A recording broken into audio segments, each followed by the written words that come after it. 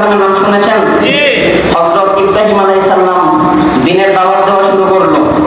ফেরাউন নমরুদ নিজেকে খোদা দাবি করেছিল না? জি। তো নমরুদ ইব্রাহিম আলাইহিস সালামকে বলল আমি খোদা। নাউযুবিল্লাহ বলবেন না? নাউযুবিল্লাহ। তখন ইব্রাহিম আলাইহিস সালাম বলল তুমি যে খোদা এর প্রমাণ কি?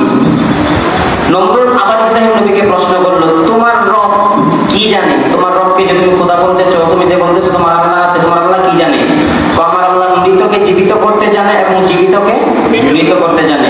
নমরুদ এই প্রশ্নটা বুঝে নাই। নমরুদ কি করেছে জানেন? দুইজন আসামিকে ডাক দিয়েছেন তার জেলখানা থেকে। একজন ছিল ফাঁসির আসামি সত্য, আর একজন ছিল নির্দোষ। তো নমরুদ কি করছে? নমরুদের যার ফাঁসি ছিল তাকে মুক্ত করে দিয়েছে, আর সাধারণ নির্দোষ একজন মানুষকে হত্যা করে ফেলেছে। হত্যা করে সে বললো দেখেছো আমি ও ফাঁসার আসামি ভক্ত, ও মারা যাবে আমি তাকে বাঁচিয়ে দিয়েছি, আর যে বেঁচে আছে আমি তাকে আমি মেরে ফেলেছি, আমি ও খোদা। নাউযুবিল্লাহ বলবেন না? তখন ইব্রাহিম নবী বলেছিল আমার আল্লাহ তো সূর্যকে ইশারা দিলে সূর্য স্থানান্তর হয়, আমার আল্লাহর আদেশে সূর্য অস্ত যায়, সূর্য উদয় হয়।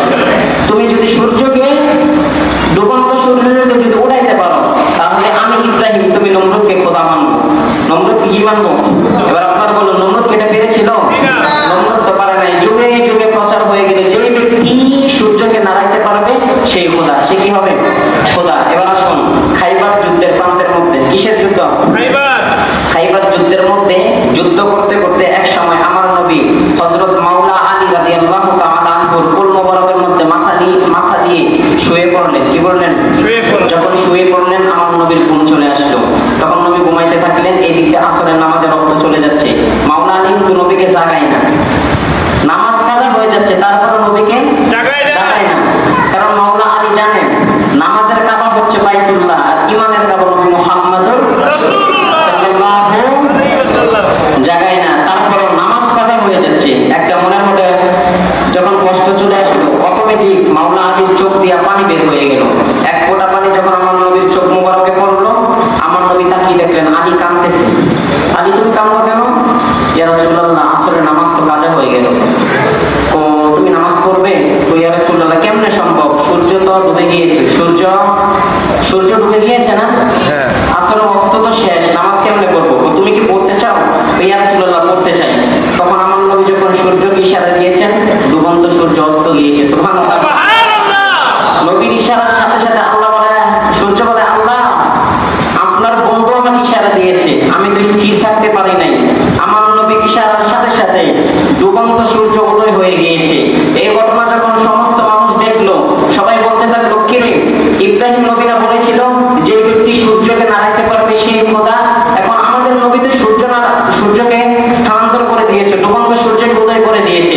সবাই অনেক মানুষ ঈমান হারা হয়ে যাবে এমন অবস্থা হয়ে গেল। তখন আল্লাহ পাক রব্বে কারীম এই আয়াত নাযিল করে বলে দিয়েছেন নবী গো আপনি আপনার উম্মতদেরকে বলে দিন ইন্নামা আনা বাশারুম মিসলুকুম ইউহা, আমি তোমাদের মতো একজন সাধারণ মানুষ। এবার বুঝছেন এই আয়াত আল্লাহ কেন নাযিল করেছে? তো এই আয়াত যদি আপনি নূর মাটির মধ্যে লাগান হবে? জি না। হবে? আপনি যদি এক জায়গা হাদিস আরেক জায়গা লাগাই দেন হবে?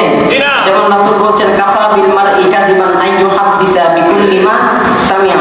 আপনি একটা জিনিস শুনেছেন, এটা যাচাই বাছাই না করে যদি আরেকজনের কাছে প্রচার করেন এটা হলো মিথ্যা। এটা কি হবে? মিথ্যা। এখন এই হাদিস যদি আপনি গীবতের মধ্যে লাগান হবে? জি না। হবে না। তো আল্লাহ কুল ইন্নামা আনা বাশারুম মিসলুকুম এটা নাযিল করেছে কার জন্য? আমার নবীকে যেন মানুষ খোদা মনে না করে, এই জন্য আল্লাহ এটা নাযিল করেছেন। কিন্তু আমার নবী আল্লাহ পাক রব্বে সূরা মাইদার 15 নম্বর আয়াতের মধ্যে বলেছেন কদ জাআকুম মিনাল্লাহি নূর, আমি তোমাদের মাঝে দুইটা জিনিস পাঠিয়েছি। কি জিনিস? কয়টা জিনিস? একটা হচ্ছে নূর আর একটা হচ্ছে কিতাব। কিতাবটা তো কোরআন